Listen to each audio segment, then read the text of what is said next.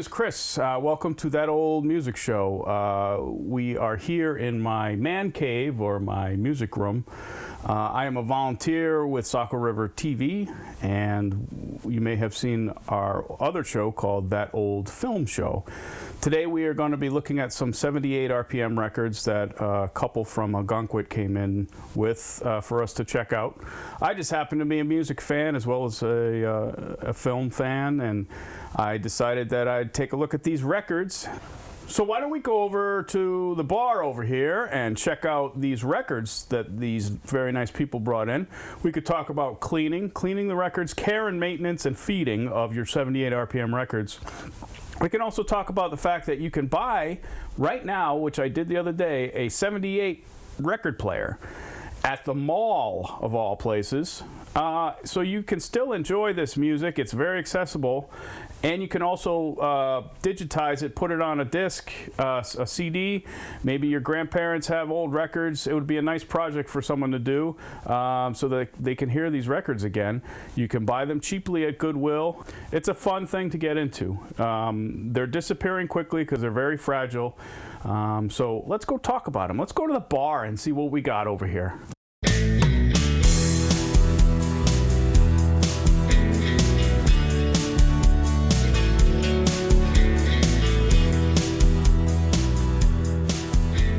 Hey, how's it going? These are some of the records that the nice couple from Algonquin brought in. We have a record album, and you notice I say album. Now that we know record albums, that's what we've been calling them for years. But this is back in the day, they could only put one song on one side of a record, and so in order to have a complete album, they'd have a multiple record album, just like a photo album, and I believe that's where the term came from. These are some sea shanties, or she-santies as I like to call them sometimes. And there's a variety of different records that they had dropped off. A lot of different labels, like the Mercury label. Here's an interesting label that I've never seen before. It's called Good Time Jazz. And the name of this record is the Firehouse 5 + 2. So I'm guessing there was 7, if my math is correct. And what I want to do right now is to show you a very simple way to clean these records. Basically, a lot of these records, being old, because this is the old music show, have accumulated a lot of dust, even cigarette smoke, and sometimes mildew and the like. This is a record I haven't touched yet. I just pulled it out there. Very interesting, the Good Time Jazz record, as we saw. And I wanted to show you a little bit about cleaning it, because one thing you don't want to do is use conventional cleaner that you would use on a 33 1/3 record. Sometimes use isopropyl alcohol. I think that's the word here. This you do not want to use isopropyl alcohol on, because it is made of shellac. And they are very fragile. You remember the 78s are very, very thick, very fragile, and can break. And I have a lot of broken 78s in my collection. So what you want to do is just use a gentle, a very soft toothbrush. This one's a child's toothbrush, and it's soft. And then what I use is just water and a little bit of dish soap. Some people use distilled water just so that there's no minerals and things in there. But I'm just using regular old tap water, because I'm regular and old.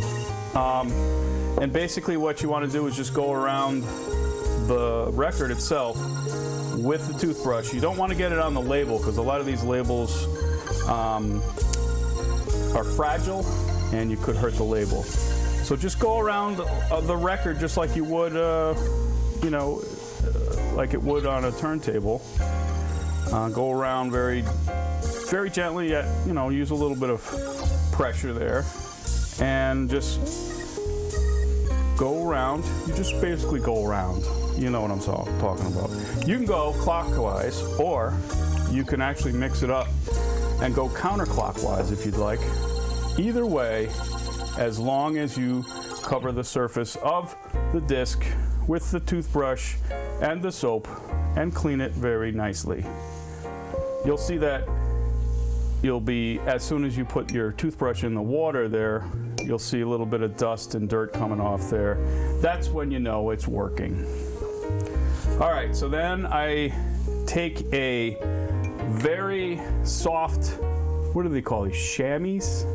ShamWow, something like that. I feel like I'm in a ShamWow commercial. And then I take it and I gently take the soapy water off and kind of just dry it off with this very soft thing. I guess it's a chamois. Then I turn it over and do the same on the other side. It's a lot of fun to collect these things, and a lot of this music is music that you might enjoy. Some of it's kind of corny, you know, to be honest with you. Some of these records are of the pop instrumental vein, which means they're sort of like mood music. I don't know if you've heard the term mood music, but it's more like a sort of background music or wallpaper music. It does serve a purpose in that it's relaxing, and it's not too, not too complicated.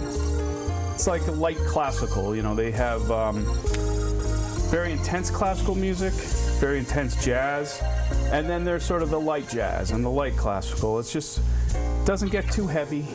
Just something in the background to listen to. It's kind of relaxing. This is actually, I'm kind of excited about this. I haven't heard this yet, and that's why we're sort of experiencing this together, which is part of the show that I enjoy. We're going to listen to this together for the first time, and we're going to listen to it on a very special turntable. This is an old Victrola, and you've heard that term before, I'm sure, but this is an actual Victrola, and it is a non-electrical piece of equipment in that you have to wind it up to get it to work, because it's a spring-activated turntable. There's no electricity involved in this, folks. We just wind it up. That should do it there. We set the tone arm down, and let's see what we got here.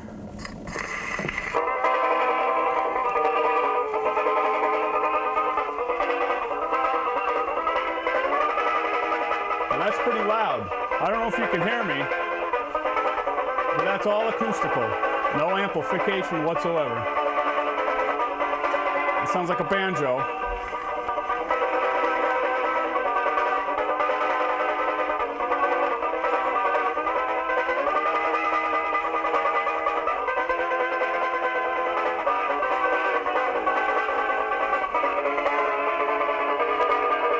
And as you can see, not attached to anything, and it is very loud. That's all acoustical, non-electric, non-amplified music right there for you.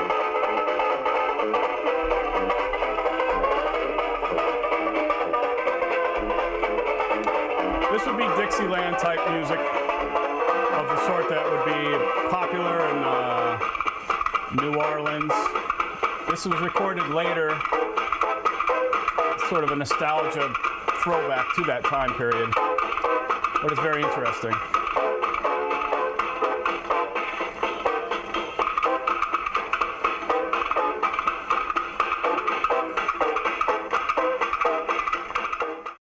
So one of the things that we were going to take a look at are some of these records, and like I said, some of them are of the sort of pop instrumental vein, sort of mood music vein.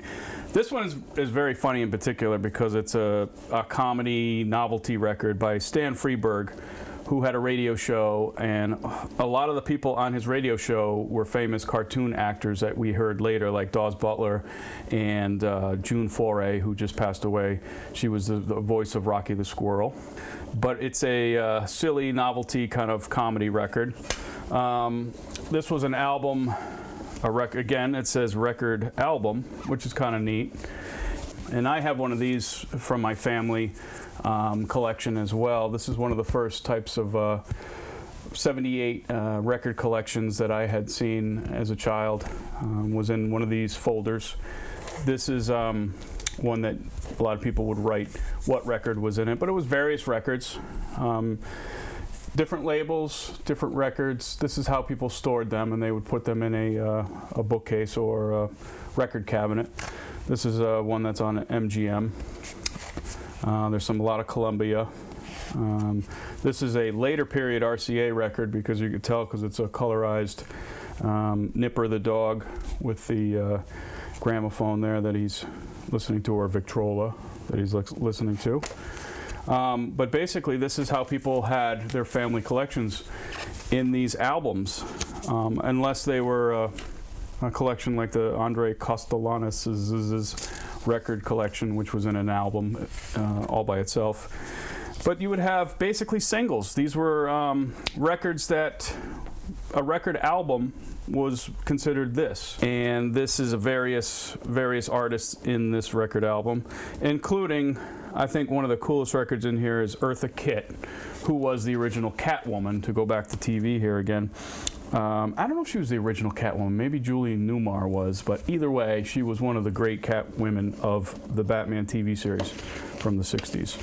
So, this particular record is very, very fragile at this point. This is a Freddie Martin record, which has a bit of a crack here. And I'm going to record these records, all of them, for this nice couple, and so they can listen to them forever. But this record probably won't be played for more than 2 or 3 more times, and it'll probably crack and break, and that'll be the end of it. But this record album has a lot of different labels in it. MGM, the MGM label you're familiar with there. This is an interesting little record here from the High Tone label, and it's a famous song that we've seen recently make a resurgence on public access. It's called Rag Mop, and one of my favorite old-time songs. But I wanted to show you these records because you can, like I said, pick them up at your local Goodwill or a yard sale or anything like that. And like I said, and I want to show you this, look out, here it is. I just bought this for my daughter the other day, her first record player. And I bought this at the mall. Like I said, the mall, the main mall, and it was in one of the stores, and it plays 78 records. Can you believe that? So you can go out and buy a 78 record player. You don't have to be a collector into these vintage record players. You could just go out today and buy one for fairly cheap. And I thought I'd just play one of these records on the new record player so you can get a sense of how that sounds. And we're going to go with these Andre Kostelannis. Andre, how would you pronounce that? How would you pronounce that? Andre Kostelannis. You know what I'm talking about. This is a gentleman who was a Russian immigrant who made mood music from the 40s all the way up until the 80s. And this is an album of his hit, some of the songs he did that were musical comedy type songs. And we're going to play this one here because I had cleaned this one off previously. Right here on this modern turntable. This is Crosley. That's an old name from back in the 40s. It's been repurposed, reused, and now being manufactured once again. So here it is. Very nice mood music. The beauty of this machine is that you can now plug in, like I said, you can plug in your equipment, your digital recorders, so that you could bring this. Here's a very simple digital recorder I have, and I'm going to, like I said, record all these for these folks. Transfer these right to the computer, and then put them right on a disc. Enjoy.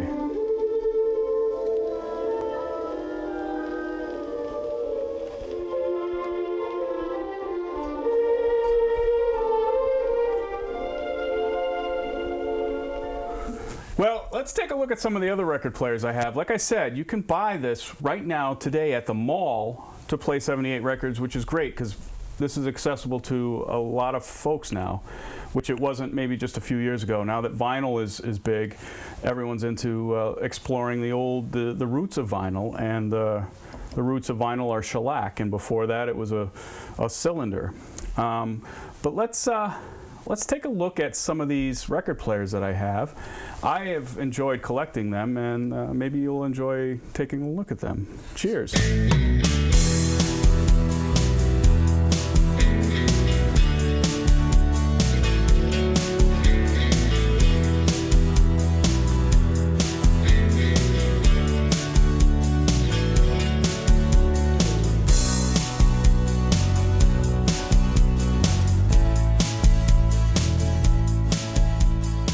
This is an old record player that was purchased at a yard sale maybe 25 years ago.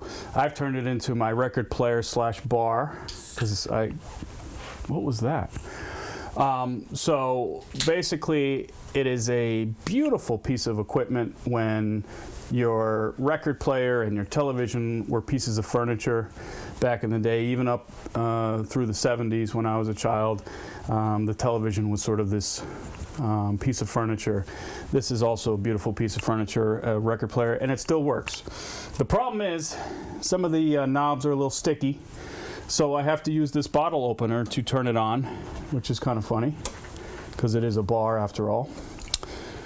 And we'll listen to one of these records here. I'm going to pick out some patriotic music because we're in a patriotic fever here. So let's pick out some John Philip Sousa marches here, and this is one of the other records in the collection that we're taking a look at, and we will listen to this on this fabulous piece of furniture from about 1949. I think this record player was from.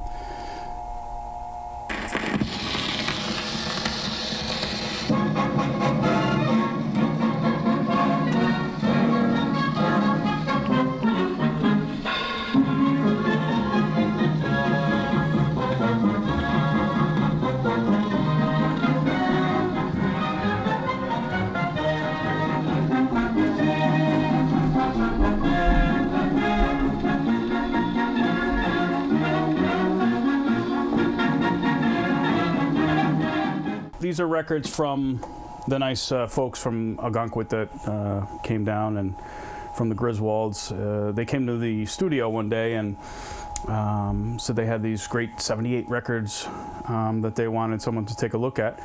And Patrick called me because he knows that I'm strange and I like old music and old things and old film, and happened to know a little bit about some of these records and had the players to play them on. I was very excited, like I said, to realize that you can now buy one of these players and you don't have to be a collector. The fact that this is something that anyone can do now really makes me happy, because at one time it was very difficult to come by a record player, not only that, but a record player that'll be able to play these old 78 records, some of which will disappear forever very soon. Well, it was serendipity. I mean, you just strolled in the day that the Griswolds showed up with these records. Yes, I have, as well as being a record enthusiast and the president of the Nose Hair Club for Men, I am also very psychic, and I have a very intuitive feelings, and I knew something was going on at the studio, so that's why I stopped by. So yes, the experiment was successful. You were able to transfer some of these old records from the 20s and in the 30s, 40s, and 50s for the Griswolds. Is that correct? Yeah, most of the records in this collection, like I said, date from about the 40s and 50s. I have an RCA record that we noticed had the dog Nipper on it. It was a color picture of Nipper. That's how you can tell it's from the late 50s. I also have an Elvis Presley record from about 1956, Love Me Tender, with the same label. So that's how I can date records. But there's also another way to find out when the record was made, and I'll show you that.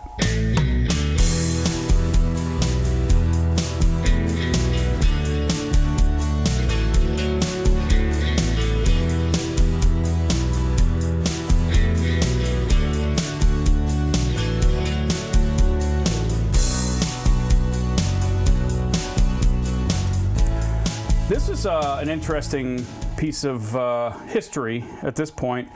This was a guide that was passed around to record nerds like me back in the day, even before I was really interested in them. Before the internet and the like, enthusiasts had to find out information and often would pass along these type of homemade texts that had people had collected the information about the record label, when they were made, and so you could sort of date when these records came out. Here's the Decca label, and they would give you the catalog number and then an approximate date of when it was released. And then if your catalog number was in between those two, you could sort of figure out when your record came out. And like I said, the records had been around for years. They first started off as a single-sided medium, then went to two sides, and then as the LP came out, they were phased out. The last 78 records that were sort of made in a commercial way were sort of phased out in the 60s, and that was it for them. But they had lasted quite a long time, and they still last, and they still are played here at my house, so there. Well, you know, you have an exceptional man cave. You're luckier than you know, and I thank you for your time sharing your knowledge and your enthusiasm for vintage music and players, and I think the viewers actually may have learned a few things from you today. Well, I hope so, and I'd also like to add that I enjoy this type of thing, and it's accessible to everybody. You don't have to be, you know, an excessive nerd to enjoy this. I'm happy to pass on a record player to my 9-year-old daughter. She just turned 9, and her gift from me was a record player that plays 78 records, and I gotta say, that is pretty cool. Well, tell me before we wrap up your feelings of pride when you saw your daughter raise her hand and volunteer to be a ukulele player at the Old Red Church this summer. That's kind of a highlight, isn't it?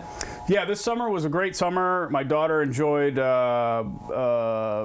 know, camp, Girl Scout camp, and, you know, she did this and that. One of the fun things we did in town was a ukulele concert that was put on by a ukulele group out of Wyndham, and public access was there, and my daughter was there with us, and they asked any member of the audience want to come up and play ukulele, and she raised her hand and went up there and just kind of strummed along, and it was a great moment for the summer, and a great moment of pride for me and my wife. One of the highlights of our summer was that ukulele concert at the Red Church in Standish, and one of the gentlemen who got up and played with the ukulele folks was playing this song.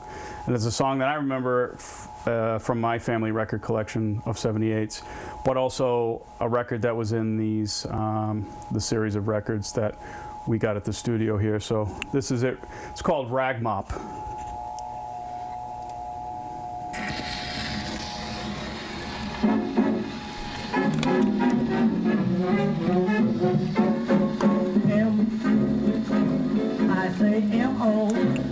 Enjoy. M-O-P, M-O-P-P, M-O-P-P, mop, hard. I say R-A, R-A-G, R-A-G-G, rag. R-A-G-G, M-O-P-P, rag mop, duty, rag mop, duty, rag mop, rag mop, duty, rag mop, duty, R-A-G-G, M-O-P-P, rag. I say R-A-G, R-A-G, R-A-G-G, rag. R-A-G-G, M-O-P-P, rag mop, duty, rag mop, duty,